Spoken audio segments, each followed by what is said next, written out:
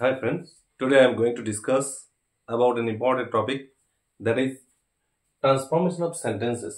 আজকে আমি আলোচনা করতে যাচ্ছি transformation of sentences affirmative two negative version নিয়ে পার্ট 1। আজকে আমি আলোচনা করব হ্যাঁ বাচক থেকে না বাচক পার্ট 1। আজকে আমি শেখাবো অনলি ব্যবহার হলে এর পরিবর্তে কি হবে। তাহলে অনলি দ্বারা ব্যক্তি বোঝালে নান বাট হবে অনলির জায়গায়। অনলি দ্বারা ব্যক্তি বোঝালে নান বাট হবে অনলি এর জায়গায়। অনলি দ্বারা কোনো সংখ্যা বোঝালে সংখ্যা বা বয়স বোঝালে নট মোর দেন অনলির জায়গায় নট মোর দেন বা নট লেস দেন হবে। আর অনলি দ্বারা কোনো বস্তু যদি বোঝায় তাহলে অনলির জায়গায় হবে nothing but. Okay, let's see the example friends. At first, only the graduates can apply this post. শুধুমাত্র গ্রাজুয়েটরাই স্নাতকরাই এই পোস্টের জন্য অ্যাপ্লাই করতে পারে। তো অনলি দ্বারা হচ্ছে স্নাতকরা, ব্যক্তিকে বোঝানো হচ্ছে, তাই হচ্ছে অনলির জায়গায় আমরা কি দিব নান বাট অনলি উঠে গেল, the graduates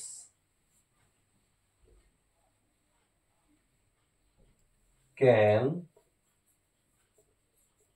apply this post. Okay friends, তাহলে মানে অনলি জায়গায় হলো নান বাট দ্য গ্রাজুয়েটস, স্নাতক ছাড়া কেউই ক্যান অ্যাপ্লাই দিস পোস্ট, এই পোস্টের জন্য আবেদন করতে পারবে না। Let's see the other example. I have only few friends. এই যে অনলি এরপরে আছে ফিউ ফ্রেন্ডস, মানে সংখ্যা বোঝাচ্ছে। সংখ্যা যদি বোঝায় তাহলে কি হবে, তো আমরা হচ্ছে নট মোর দেন বা নট লেস দেন দুটোর মধ্যে যে কোনো একটা ইউজ করতে পারবো। আই হ্যাভ, তো নট মোর দেনই ইউজ করছি, not more than few friends, এটা বসে গেল। তাহলে অনলির জায়গায় আমরা লিখলাম not more than. I have not more than few friends. আমার কয়েকজন বন্ধু ছাড়া কেউ ছিল না। এইবার হচ্ছে 3 নম্বর example. Only the rose has thorns. শুধুমাত্র গোলাপেরই কাঁটা আছে। তো হচ্ছে অনলির পরে রোজ আছে, তাহলে বস্তু হলে কি হয় নাথিং বাট। অনলির জায়গায় তাহলে হবে নাথিং বাট the rose।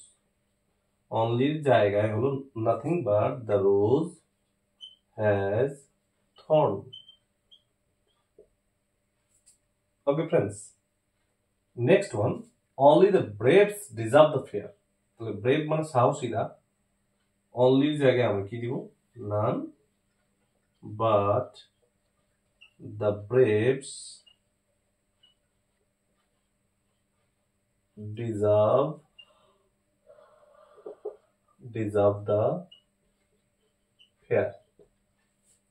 শুধুমাত্র সাহসী ছাড়া কেউ হচ্ছে মেলার উপযুক্ত না, মেলায় যেতে পারে না। Hope you understand friend, thank you so much.